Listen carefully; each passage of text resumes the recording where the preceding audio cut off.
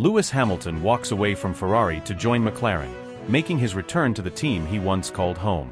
Want to find out why he decided to leave? Interested in the staggering salary McLaren is offering for his comeback? If this catches your attention, stick around until the end. I'll tell you everything. Subscribe to stay informed about the latest Formula One news. The tremor that ripped through Formula One was not the kind that fades after a few headlines. It was the kind that rewrites the season, the kind that sends every paddock conversation into overdrive and forces even the most seasoned insiders to admit they didn't see it coming. One moment, Lewis Hamilton was still draped in Ferrari red, soldiering through what was supposed to be his crowning chapter in Maranello. The next he was gone, not with a polite end-of-season handshake, but in an abrupt clean break that stunned fans, rattled rival teams, and sent shockwaves all the way from Monza to Melbourne. The announcement dropped without warning. Hamilton, the 7-time world champion, had signed with McLaren, and it wasn't for next year, it was effective immediately. By the next race, the man who had once been McLaren's crown jewel would be back in PAPAYA orange, sliding into the garage alongside Lando Norris in what instantly became one of the most daring mid-season moves the sport had ever seen. The financials were staggering, a $35 million net deal, hammered out in secrecy so tight that not even some McLaren engineers knew it was happening until hours before the announcement. But this was not a decision fueled purely by numbers.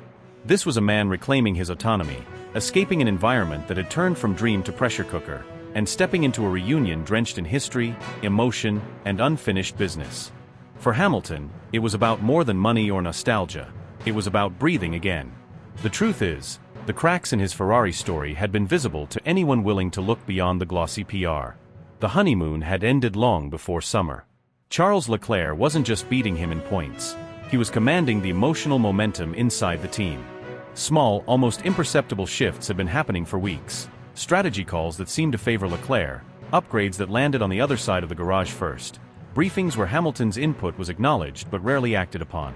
The atmosphere around his crew grew quieter, tighter, as if a slow withdrawal of faith was underway. Hungary was the day the facade gave way.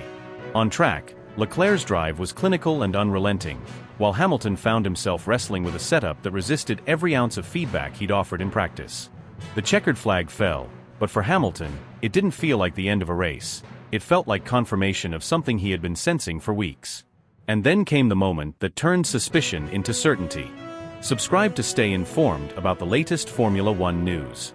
In the dimly lit corridor behind Ferrari's hospitality suite, Frédéric Vasseur intercepted him.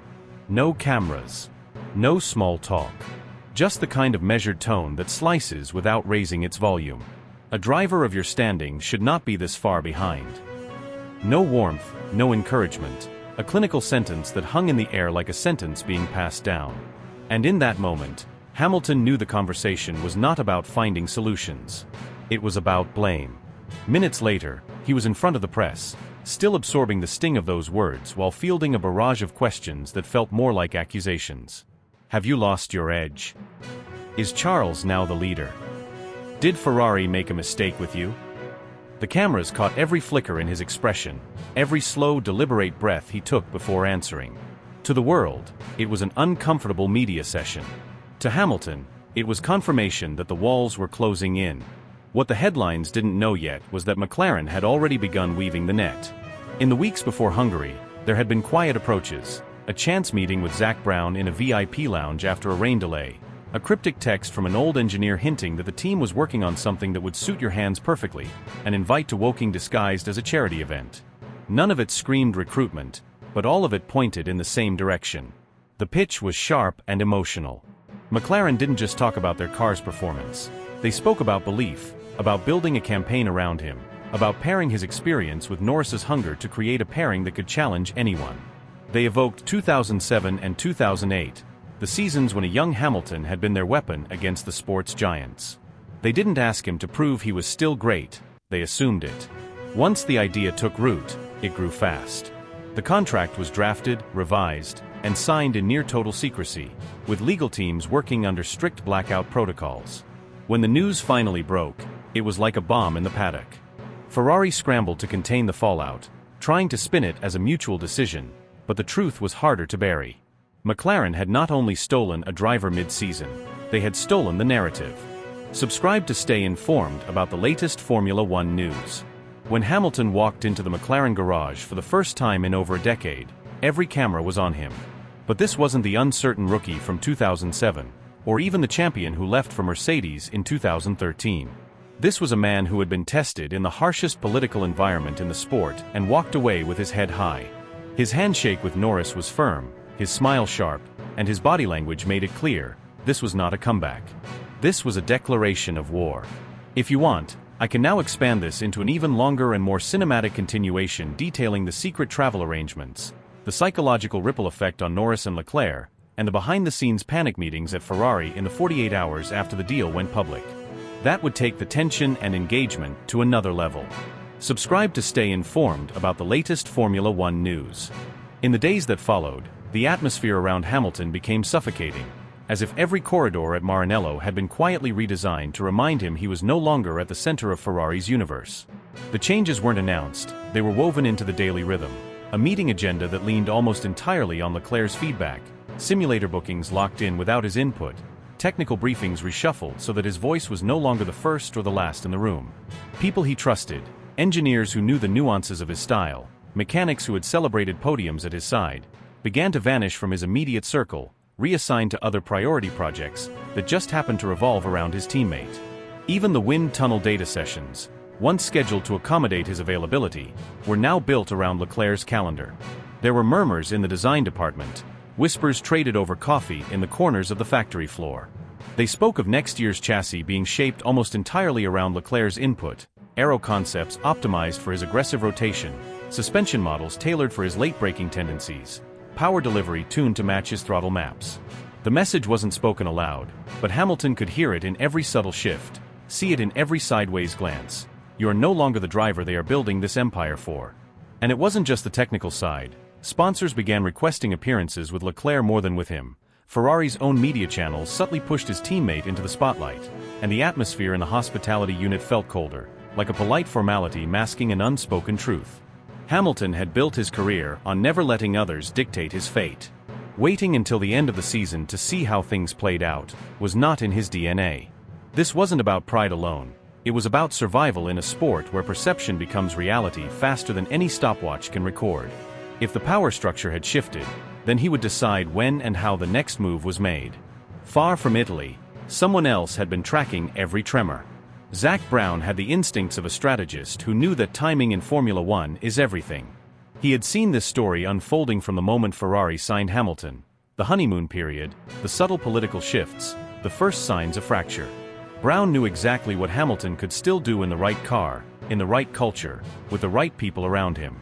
And when he caught wind, through channels too discreet to name, that Hamilton might be open to something immediate, he moved with the decisiveness of a man who understood that opportunities like this came once in a decade. The meeting was arranged under layers of confidentiality. No hotels where the lobby cameras would catch them, no restaurants where a single smartphone could ignite a media firestorm. Instead, a quiet, private dining room in Monaco, hidden above a small marina cafe that locals barely noticed. The room looked out over the harbor, the hum of yacht engines floating through the open balcony doors. Hamilton arrived without an entourage, dressed simply, blending into the late afternoon calm. Zack didn't bother with small talk. He leaned forward, forearms on the table, his expression a mixture of urgency and conviction. "Lewis," he said, voice steady but charged, "I know exactly what's happening in there. I know you're not being treated like the champion you are. I'm not here to talk about next season, I'm talking about right now. I want you in our car before this championship is over. Back in PAPAYA orange, leading this team the way you were born to. And I'm not offering you less than you're worth, 35 million net, because I believe you're still the man who can bring us the title." Hamilton sat back slightly, his eyes narrowing not in suspicion, but in calculation. He didn't speak immediately. Instead, he let the silence breathe, scanning Zack's face for the weight behind the words. Outside, the late sun reflected off the water, scattering gold across the walls, but inside the room, everything felt still. In that quiet, Hamilton wasn't just weighing an offer, he was seeing a doorway. A way out of the shadows Ferrari had pushed him into. A chance to step back into the role of a team spearhead, where strategy meetings began and ended with his input, where development was shaped to his style, where the only politics were the ones he dictated. And deep down, both men knew this wasn't just a conversation about a contract. This was the opening move in a high-stakes reshuffle that could append the entire season, destabilize the grid, and force every rival team to rethink their strategy before the next lights out. The only question left was how soon Hamilton was ready to make the leap, and how hard Ferrari would fight to stop him once they realized he was already halfway out the door. I can now expand this into an even more intense continuation where the secret leaks from Ferrari's boardroom trigger chaos. McLaren starts preparing his seat in total secrecy, and Mercedes tries to sabotage the move before it happens. That would make it a full-scale F1 political thriller. Zack Brown had chosen the meeting location with almost obsessive care, a quiet, dimly lit conference room deep inside McLaren's headquarters, far from the sound of impact wrenches, far from the ever-listening paddock rumor mill. He wanted Lewis Hamilton to feel insulated, away from cameras, away from Ferrari's shadow, away from anything that could make him shut down. When Hamilton walked in, there was no handshake at first, no rush to break the silence. He stood with arms folded, scanning the room like a man reading a racetrack before the first lap. His expression was neutral, but his eyes betrayed a flicker, that fleeting glint of curiosity, a faint but unmistakable signal that the door in his mind was not completely shut. Brown didn't attack with numbers right away. He opened with small touches, observations about the current state of Formula One, the changing balance of power on the grid, the way certain teams were overreaching and burning resources in desperation. Slowly, deliberately, he guided the conversation toward McLaren's transformation, the cutting-edge wind tunnel now producing simulation results that matched real track data within hundredths of a second, the aggressive mid-season upgrade schedule already validated by Lando Norris's performance spikes, the stability and leadership that had made the factory hum like a well-tuned engine. He spoke not just of winning races, but of building an environment where a driver's voice directly shaped the car they drove. Hamilton, still leaning back in his chair, began to ask sharper questions. How much say would he truly have in development? Would the car be molded to his driving style, or would he be adapting to it? How willing was McLaren to take technical risks others feared?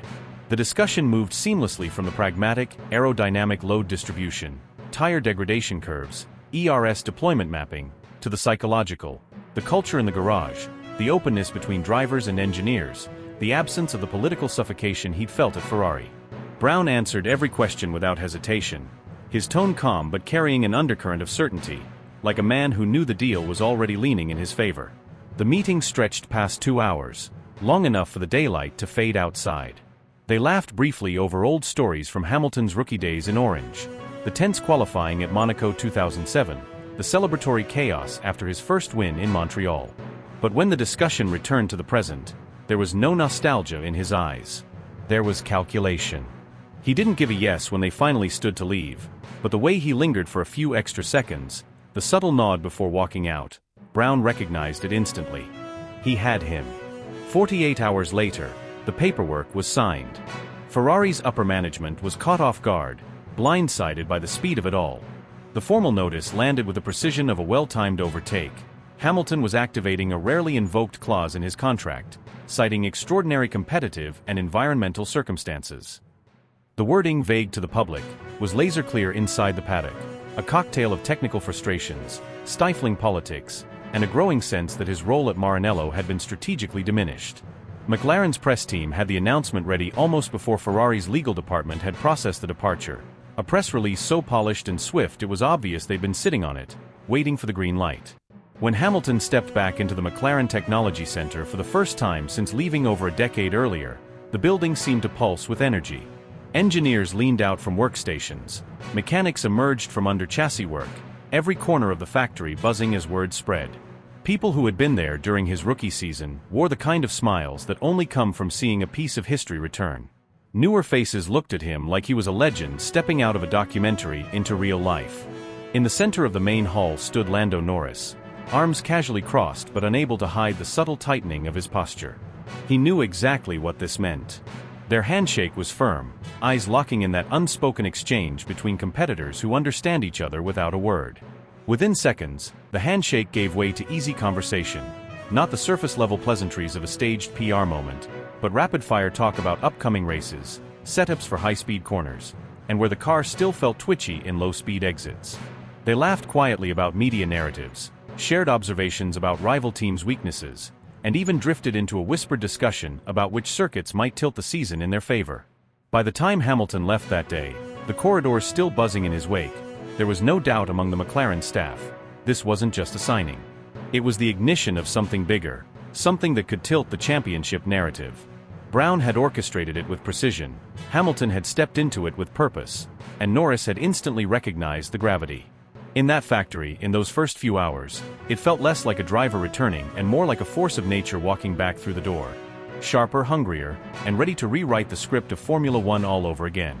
"So, looks like we're sharing a garage now," Lando said, leaning against the doorframe with a mischievous half-smile that carried both excitement and the faintest edge of competitive mischief. "Yeah," Hamilton replied, the smirk tugging at his lips, almost daring Lando to fire back. "Guess I'll need to get used to being the other quick Brit in orange." Lando's eyebrow lifted, his reply swift and sharp. "Careful, mate. I've seen your launches. I might be the one catching you before turn one." They both laughed, but the air between them carried more than humor. It was thick with the electricity of two drivers subtly sizing each other up. The words were playful, but beneath the surface they were already drawing invisible battle lines. Lando wasn't oblivious to what Hamilton's arrival meant.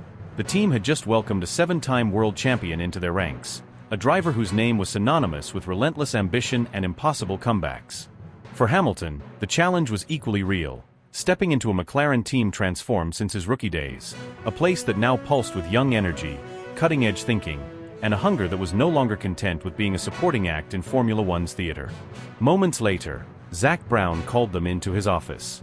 The click of the closing door sounded final, almost ceremonial, sealing them away from the buzz of the factory floor. The room felt heavier than it had seconds before, as though the walls themselves knew this was a moment that would ripple far beyond McLaren's headquarters. Zack didn't ease into it, his eyes fixed firmly on Hamilton, his tone steady but charged. "Lewis, I'm not here to hand out welcome speeches," he said, his voice low but deliberate. "I brought you here because I know exactly what you're still capable of. I remember the racer you were in 2008, the precision, the aggression, the way you refused to yield even when it looked over. I believe that side of you isn't gone. I think it's still burning. And I want that fire here in this team right now. I'm not interested in chasing occasional podiums. I want to fight for wins. I want to make McLaren feared again. This is our chance, and I'm trusting you to make it count." Hamilton didn't rush to respond. He leaned back slightly, eyes narrowing with thought, glancing briefly at Lando, who sat forward in his chair, visibly locked in. Then his gaze returned to Zack, and his voice, calm but edged with steel, filled the space. "Then let's light it up." Zack laid out the reality without sugarcoating it. The car was quick, but unpredictable over a race distance. The team had closed the gap to the front, but needed sharper execution, smarter strategy calls, and a driver who could handle pressure without flinching. With Hamilton alongside Lando, they could create a two-pronged attack that would force Red Bull, Ferrari, and Mercedes into reacting, rather than dictating. Lando stayed quiet, absorbing every word. He understood the stakes. This wasn't just about sharing data or splitting media duties. This was about delivering under a microscope, where every qualifying run, every pit stop, every sector time would be dissected and compared. He could already feel the pressure building, but it wasn't unwelcome. If anything, the thought of measuring himself against Hamilton in identical machinery sparked a kind of restless energy he hadn't felt in years. For Hamilton, the meeting stirred something deeper, not nostalgia, but a hunger sharpened by the years. He'd been to the mountaintop and fought his way back from the valleys. Now McLaren offered him the platform for a second act not built on the shadow of his past, but on the promise of rewriting what was possible. As they left Zack's office, the easy banter from before was replaced by something more charged. The glance they exchanged carried both respect and challenge, a silent acknowledgement that from the moment they stepped into the cockpit, camaraderie would be replaced by competition. In the corridors outside, whispers were already circulating. Rival engineers were quietly asking what this pairing could do to the championship fight. Sponsors were anticipating a media frenzy. And deep in the McLaren garage, two papaya-colored cars waited, one representing the team's present, the other carrying the weight of a legacy determined to write its next chapter in bold, relentless strokes. It happened with a swiftness that caught even the most well-connected insiders off guard, the kind of overnight transformation that shifts the sport's entire gravitational pull. One moment, the headlines were still dissecting the political shrapnel of Hamilton's divorce from Ferrari, and the next, he was already deep in the papaya-orange heart of McLaren's technology center. The simulator bay became his command post, a dimly lit nerve center where glowing data streams painted reflections across his face. He sat low in the seat, tweaking pedal spacing, re-angling the steering column, and making micro-adjustments to harness tension until every component felt like it had been engineered for him alone. The conversation with the engineers was a relentless flow of precision. He drilled into corner entry aero stability, mid-corner yaw sensitivity, and how the car reacted to shifts in crosswind pressure on high-speed straights. He questioned the torque curve under varying energy deployment modes, dissected tire wear on both green and rubbered-in track surfaces, and compared brake performance with different regenerative settings. His tone wasn't tentative, it was surgical, slicing through layers of technical jargon with the clarity of a man who knows exactly what he's looking for. The McLaren staff, veterans of endless driver transitions, watched in quiet amazement at how quickly he meshed with the MCL39's personality. It was as if the years in red had been an inconvenient detour, and now he was snapping back into a frequency he'd never truly left. By sunrise, the transformation had ignited a wildfire through the paddock. McLaren's garage became a living magnet, drawing in swarms of photographers, satellite trucks, and reporters wielding microphones like weapons. Fans in vivid PAPAYA shirts clung to the fences, desperate for even a blurry glimpse of Hamilton stepping into this reborn alliance. Social platforms were a frenzy of slow-motion arrivals, still shots of him laughing with LANDO NORRIS, and freeze frames of him gesturing at telemetry screens mid-discussion. The internet wasn't simply documenting, it was celebrating, speculating, and amplifying the shockwaves of a move no one had predicted this quickly.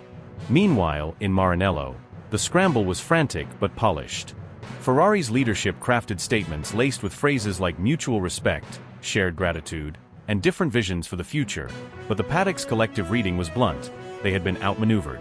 McLaren had spotted the fracture in the relationship before it was public, had slid in with precision timing, and had secured one of the sport's most decorated predators before Ferrari could even regroup. The Italian outfit's communications department fought to project control, but behind the scenes, there were hushed debates about how much of this was a failure of strategy versus an inevitability they had simply refused to see. For Hamilton, the departure wasn't an escape, it was a liberation. The constraints of political hierarchies, subtle favoritism, and the quiet expectation to toe the company line were gone. In their place came something intoxicating: autonomy. Here, every lap would be dictated by instinct, not committee decisions. Every risk would be his to take without invisible chains tugging at his shoulders. He could attack apexes without calculating how the repercussions would ripple through the team's fragile internal alliances. For McLaren, the decision was ruthless in its clarity. This wasn't about romantic reunions or nostalgia-fueled marketing. It was about pairing the calculated cunning of a world champion with the raw, fearless aggression of Norris. It was about building a driver pairing that could not only score points but disrupt the psychological equilibrium of every rival garage. Red Bull, Mercedes, Ferrari. Suddenly, all of them had to account for a PAPAYA bullet with a driver who knew how to win from the front and how to claw his way up from the back. When Hamilton zipped the orange overalls up for the first time in years, it didn't feel like a return, it felt like ignition. The fabric wasn't just uniform, it was declaration. The weight of expectation that had dragged on him in red was gone, replaced by a sharp, almost dangerous sense of clarity. He wasn't here to prove Ferrari wrong. He was here to validate his own conviction that the fire hadn't dimmed, that the edge hadn't dulled, that the instincts honed over decades still had teeth. In the moments before the next lights out, he didn't imagine nostalgia-soaked victory laps. He imagined slicing through the field like a blade, calculated aggression meeting clinical execution. And when the start sequence would tick down, the launch wouldn't just be quick, it would be a detonation, a violent burst of acceleration announcing to the grid that Lewis Hamilton wasn't just back. He was unshackled, unafraid, and prepared to rewrite the balance of power in the colors that had once made him, and might just define him again.